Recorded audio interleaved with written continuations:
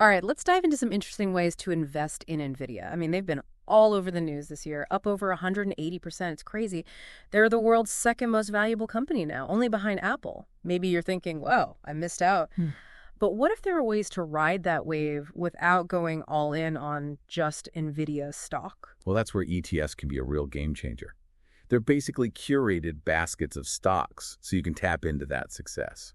But without, putting all your eggs in one basket, diversification is key, and ETFs really offer that. Exactly. And today we're looking specifically at those Vanguard ETFs that are, well, NVIDIA heavy. You actually sent over a great article from the Motley Fool, and they listed 7. And honestly, I was surprised by just how diverse they were. So we're going to break down each of these ETFs. We'll highlight their unique features, but also, the potential risks. Because no investment is totally foolproof. So let's start with the most straightforward option, the one many consider the default. The Vanguard S&P 500 ETF, or VO. So with VOO, 6.8% of every dollar you invest actually goes straight to Nvidia. It's like getting a little slice of Nvidia with every bite of the S&P 500. Yeah, and what's interesting here is how NVIDIA's market cap plays a role. Because Mhm. it's such a large company, it naturally takes up a bigger chunk of the index, which leads to that 6.8% allocation. It just goes to show how, even in broad-based ETFs, you're still affected by those market dynamics. Right, so even if you're not specifically looking for it, you're probably getting some Nvidia just by investing in the S&P 500. Okay, so let's bump up the Nvidia exposure a bit and look at the Vanguard Information Technology ETF, or VGT. This one has a 15.4% Nvidia weighting. That's the highest of all the ETFs we're looking at today. Now, there is a catch. While BGT gives you that concentrated tech exposure, it actually excludes some big players like Amazon and Tesla. They're considered consumer discretionary.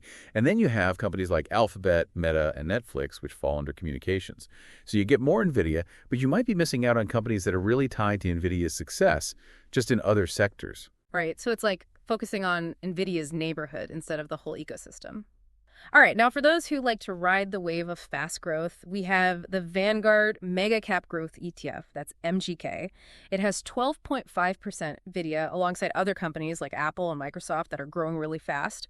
But here's where things get a little, well, interesting. 65.5% of this ETF is in just 10 companies. So almost 2/3 of your investment is tied to the performance of just 10 companies. You mentioned in your notes that you're okay with moderate risk, but how do you feel about that level of concentration? Yeah, that kind of concentration can be a double-edged sword. There's definitely potential for big returns, but also big losses if those few companies falter. Hmm. It's like putting a lot of faith in those market leaders. It definitely requires a strong stomach, that's for sure. So MGK might be tempting, but it's not for the faint of heart. Okay, let's look at a couple of ETFs that try to balance growth diversification. We have the Vanguard S&P 500 Growth ETF, that's VOOG, and the Vanguard Russell 1000 Growth ETF, or VONG. So VOAG focuses on the companies within the S&P 500 that are more growth-oriented. It has 11.9% VIDIA, kind of like a more diversified version of MGK, but still tilted towards those top performers. VOOG, on the other hand, looks at the Russell 1000 Growth Index. So you're getting a wider range of large-cap growth stocks than just the S&P 500. Right, so with VONG, you're basically getting access to a bigger pool of potential winners, but still with a good chunk of NVIDIA at 11.3%. But even VONG leans towards those top holdings, so it's a good reminder that even when you're diversifying, it's important to know how concentrated things are. Definitely, it's not just about the number of stocks, but also how much weight each one has. Now, for an even broader approach to growth, there's the Vanguard Growth ETF, that's VUG. What really stood out to me about VUG was that it's almost as cheap as VOO, but it gives you a much wider range of growth companies, including 10.9% in NVIDIA. Yeah, VUG is like a buffet of growth stocks. You get exposure to that whole segment of the market without being too reliant on any one company or sector. It's good for people who believe in growth companies in the long run, but, don't want to put all their eggs in one basket. So if you're looking for that well-rounded exposure to growth but still want NVIDIA in the mix, VUG is a solid option. Okay, last but not least, we have the Vanguard Megacap ETF, or MGC.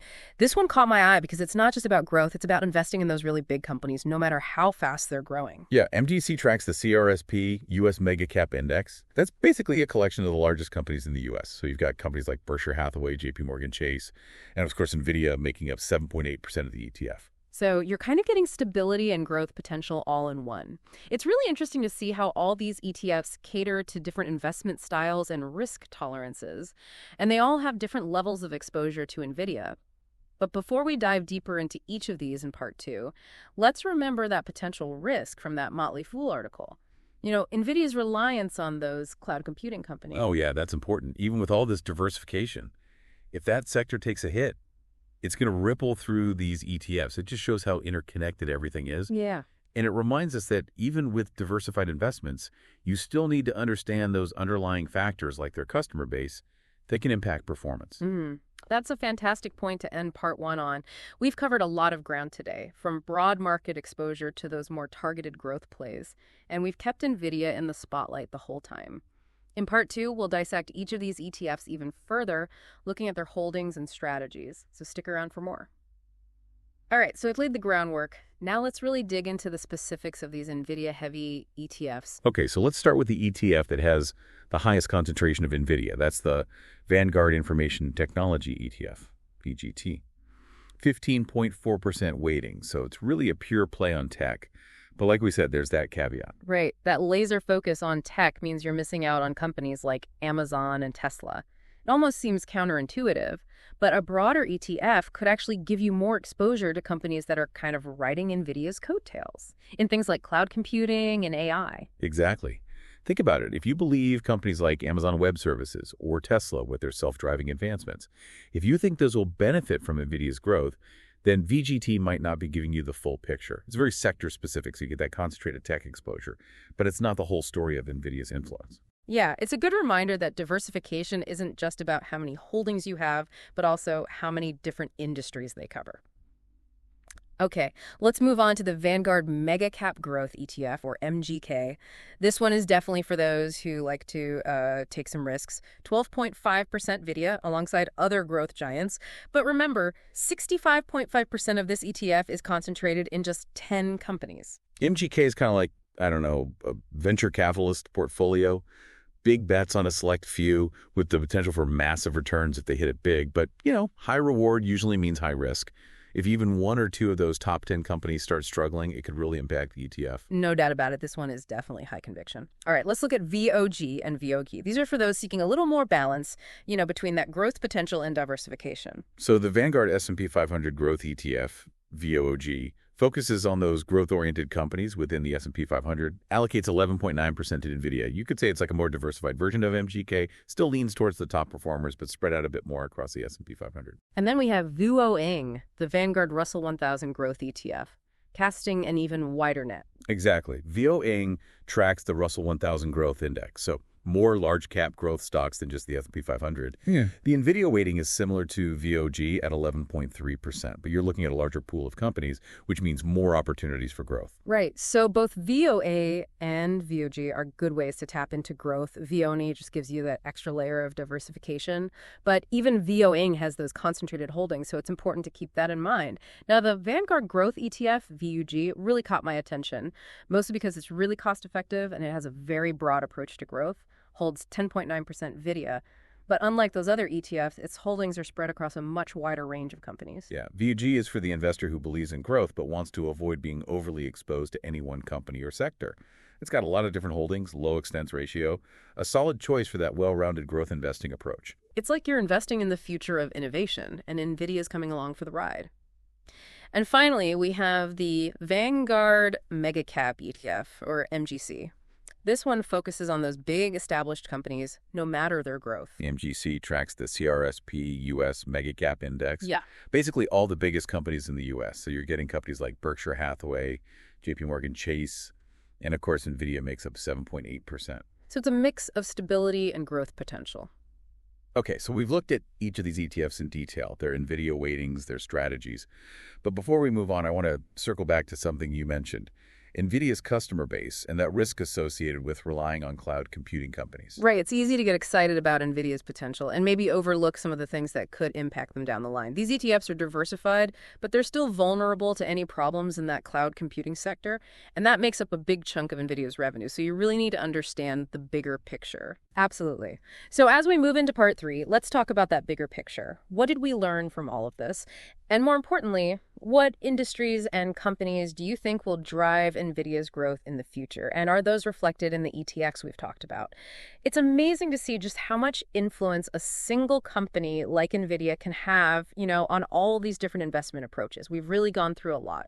Yeah, it really is. It's fascinating to see how NVIDIA kind of touches all these different sectors and market caps. We started with those broad market ETFs like VOO, where NVIDIA plays a big role, even though it's not the main focus. And then we looked at those super concentrated tech ETFs like VGT. And we saw how diversification can look so different. VOG and VOAG try to balance things out, sticking with the familiar S&P 500 and Russell 1000. But then VUG goes even broader, pulling in all kinds of growth companies.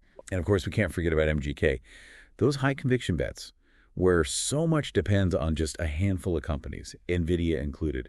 And then there's MGC, taking that more steady approach, focusing on those companies that have really proven themselves. But beyond all the numbers and the different strategies, there's this big question hanging over everything. What's going to drive NVIDIA's growth in the coming years?